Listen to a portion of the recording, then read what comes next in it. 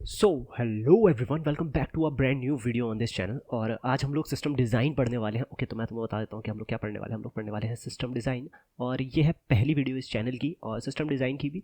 तो इसमें हम लोग बस थोड़ी सी डेफिनेशंस के बारे में पढ़ेंगे और थोड़ा सा देखेंगे कि पिलर्स क्या होते हैं सिस्टम डिज़ाइन के। तो सीधा स्टार्ट करते हैं वीडियो को। तो सबसे पहली बात कि सिस्टम डिज़ाइन होता क्या है।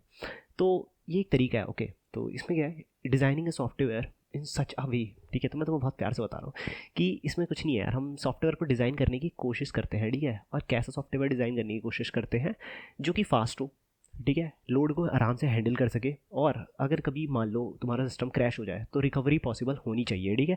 और उसी के साथ साथ डेटा ड्यूरेबल भी होना चाहिए। डेटा ड्यूरेबल का मतलब है कि अगर मान लो डेटाबेस ही उड़ गया, ठीक है, तब भी डेटा रिकवर हो पा रहा है कहीं से, ठीक है। तो ये थोड़ी सी मैंने ज़्यादा बड़ी बातें कर दी। और एक और चीज़ होनी चाहिए, स्केलेबिलिटी भी पॉसिबल होनी चाहिए। अब तुम लोग कहोगे भाई स्केलेबिलिटी होती क्या है। स्केलेबिलिटी का मतलब है कि कितने यूज़र्स हैंडल कर सकते हो तुम, कितने यूज़र्स को तुम हैंडल कर पा रहे हो। अगर मान लो बाई चांस, मान लो तुम इंस्टाग्राम यूज़ कर रहे हो, ठीक है, या फिर कोई भी एक सोशल मीडिया यूज़ कर रहे हो और उसमें तुम नॉर्मल रील्स डालते हो, तो तुम्हारे पास आ रहे हैं 100-200 व्यूज़, ठीक है। फिर तुमने फोटो खींच के डाल दी विराट कोहली के साथ, कहाँ से आया ये मत पूछो, लेकिन अगर तुमने डाल दी तो अब तुम्हारे पेज पे आएगा बहुत ज़्यादा लोड, ठीक है।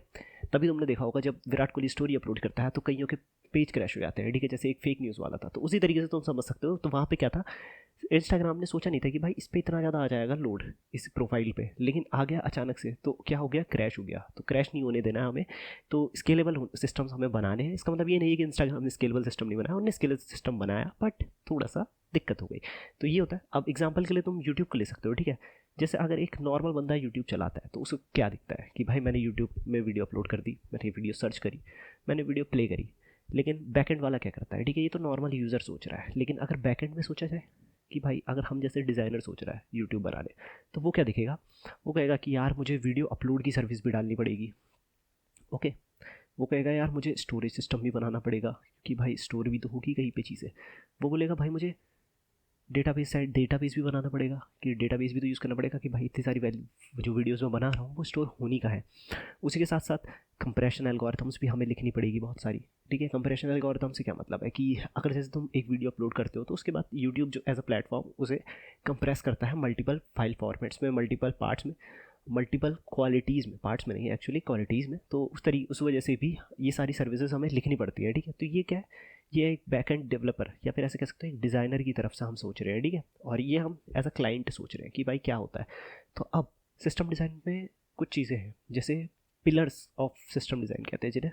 पिलर्स ऑफ सिस्टम डिज़ाइन मतलब इनके बिना सिस्टम डिज़ाइन किसी काम का नहीं है। अगर तुम्हें सिस्टम डिज़ाइन करना है तो ये पिलर्स तुम्हें पता होने चाहिए। अगर ये तुम्हें पता नहीं है तो किसी काम का नहीं है तुम्हारा सिस्टम डिज़ाइन पड़ा हुआ, ठीक है। तो व्हाट आर दोस पिलर्स।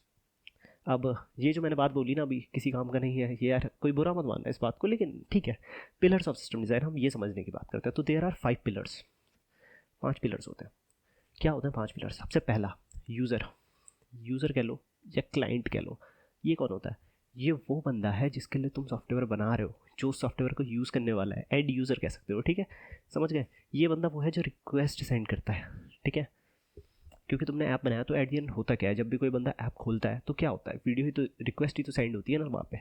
और थोड़ा हो सकता है यार कैमरे का इशू, वो एडजस्ट कर लेना। तुम अभी पहली बार रिकॉर्ड कर रहा हूँ मैं कैमरे के आगे बैठ के, तो ज़्यादा आदत नहीं है मुझे बोलने की, ठीक है। इस तरीके से होता है। Second pillar which is server या फिर कह लो बैक एंड। इसका क्या काम होता है भाई, ये प्रोसेस करता है रिक्वेस्ट को। अगर तुमने कोई भी रिक्वेस्ट भेजी ना, प्रोसेस द रिक्वेस्ट। अगर मान लो तुमने कोई रिक्वेस्ट भेजी या लॉग इन करना है, ठीक है, या कोई भी तुम्हारा लॉजिक है, लॉजिक रन करना है, तो वो चीज़ें कहाँ पे होती है, सर्वर पर रन होती है। सर्वर कह लो या उसे बैकएंड भी कह सकते हो, ठीक है। ये क्या करता है, मतलब इसे ऐसे समझ सकते हो कि जो भी रिक्वेस्ट यूज़र ने भेजी वो सर्वर उसको रिसीव करेगा, पहले रिसीव करेगा एंड देन उसके बाद उसका लॉजिक रन करेगा, या उसके रिस्पेक्टिव कोई भी काम करना होगा तो वो सर्वर करेगा वो काम, ठीक है। समझ गए। Third pillar is database. Okay, so what is database. अब डेटाबेस तो यार सबको पता है, आई थिंक इतना तुम लोगों को पता होगा। डेटाबेस होता है परसिस्टेंट स्टोरेज कह सकते हो तुम। ये एक ऐसी जगह है जहाँ पे तुम्हारा डेटा परमानेंटली स्टोर होने वाला है, ठीक है। डेटाबेस होता है, और इसी के साथ साथ तुम्हें डीबीएमएस भी आना चाहिए थोड़ा सा, मतलब उतनी इंपॉर्टेंट नहीं है, बट डीबीएमएस आएगा तभी तो तुम डेटाबेस के साथ खेल पाओगे ऑब्वियसली। तो डेटाबेस क्या है, परसिस्टेंट स्टोरेज, मतलब ऐसा कह सकते हो एक प्लेस है जहाँ पे तुमने सारा का सारा डेटा स्टोर किया है फिजिकली, ठीक है, वो तुम्हारा डेटाबेस है। The fourth thing is cache. Cache बहुत इंपॉर्टेंट है, क्योंकि मान लो तुमने कोई एक सिस्टम बनाया, ठीक है, जैसे सबसे बेसिक एग्जांपल लेते हैं यूआरएल शॉर्टनर का। तो जब भी यूआरएल शॉर्टनर होता है तो ऑब्वियसली तुम लिंक एक बार बनाते हो, ठीक है, क्रिएशन एक बार होता है, लेकिन उस क्रिएटेड शॉर्ट यूआरएल को पूरी दुनिया यूज़ करती है, मतलब दुनिया तो नहीं, ऑब्वियसली जितने लोग तुम्हारे पास हैं वो सारे के सारे, मतलब क्या है, रीड ज़्यादा है, ऑब्वियसली रीड ज़्यादा है, एक्सेस करना रीड के अंदर आता है, ये बात याद रखना, ठीक है, मतलब रीड ज़्यादा है। अगर रीड ज़्यादा है तो इसका मतलब क्या है, इसका मतलब यह है कि डेटाबेस को हमें ज़्यादा बार एक्सेस करना पड़ेगा। अब इसी चीज़ को बचाने के लिए तो अब क्या हो रहा है, डेटाबेस पे लोड आ रहा है, ठीक है, अगर मान लो हज़ारों लोग एक लिंक को करें, ऐसे 10 लिंक है, मान लो 10 हॉट लिंक है, और तो सोच सकते हो 1000 इंटू 10 कितने हो जाएंगे, 10,000 रिक्वेस्ट हर सेकंड आ रही है, तो बहुत ज़्यादा हो जाएगा डेटाबेस के लिए, डेटाबेस हैंडल नहीं कर पाएगा, ठीक है, अगर सस्ता डेटाबेस होगा। वैसे 10,000 कुछ नहीं होता डेटाबेस के लिए, बट डिपेंड करता है कि तुमने कैसा डेटाबेस यूज़ किया है, ठीक है। तो डेटाबेस अब क्या करेगा तुम, अब हम क्या करेंगे, इसलिए हम करेंगे कैशे। हम कैशे क्या है, फास्ट मेमोरी होती है, बहुत ज़्यादा फास्ट मेमोरी, ठीक है, क्लोज टू कंप्यूटर होती है, और इसका काम क्या, इसको क्या करते हैं हम, इसको प्लेस करते हैं डेटाबेस से पहले, ठीक है, कि और ये तुम्हारा बेस्ट होता है रीडिंग में, अगर तुम्हें रीड करना है, ठीक है, तो उसके लिए बेस्ट है, ठीक है। उसकी एरिया आती है फ्रीक्वेंटली एक्सेस डेटा को स्टोर करने के लिए, ठीक है, क्योंकि इसकी रीड कैपेसिटी बहुत हाई होती है, ठीक है, मतलब बहुत तेज़ fast read and right speed होती है कैशे की, इस तरीके से तुम इसे समझ सकते हो। तो इसलिए हम इसका इस्तेमाल करते हैं और इसको लगा देते हैं डेटाबेस से पहले, मतलब यहाँ पे मैंने कैश लगा दी, फिर यहाँ पे मैंने डेटाबेस लगा दिया, ठीक है। फिर मैंने कहा कि अगर मान लो कोई रिक्वेस्ट आ रही है यहाँ से, ठीक है, बाई चांस कोई रिक्वेस्ट आई, तो वो पहले कैशे पे जाएगी, कैशे पे होगा चेक कि भाई क्या उसके रिस्पेक्टिव में कोई चीज़ हमने पहले से रखी है अपने पास, तो अगर रखी होगी तो वो हिट कहलाती है और वो रिटर्न कर देगा उसको, ठीक है। अगर नहीं होगा बाई चांस तो हमें डेटाबेस के पास जाना ही पड़ेगा। तो यहाँ से हम गए डेटाबेस के पास, डेटाबेस से वापस आते आते हमने कहा कि कैशे में भी स्टोर कर लो और यूज़र को भी भेज दो, ठीक है, समझे।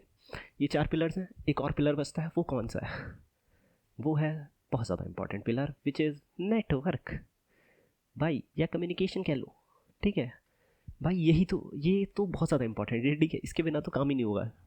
जैसे तुमने कैप थ्योरम सुनी होगी ना, CAP, कंसिस्टेंसी, अवेलेबिलिटी और पार्टीशन टॉलरेंस, ऑब्वियसली मैं आगे तुम्हें बताऊंगा।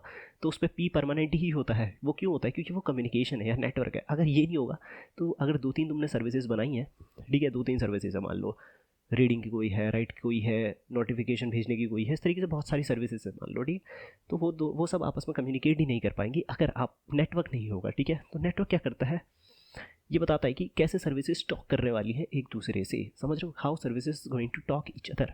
ओके, थोड़ी सी इंग्लिश ऊपर नीचे हो सकती है बट समझा दूंगा मैं तुम्हें, ठीक है।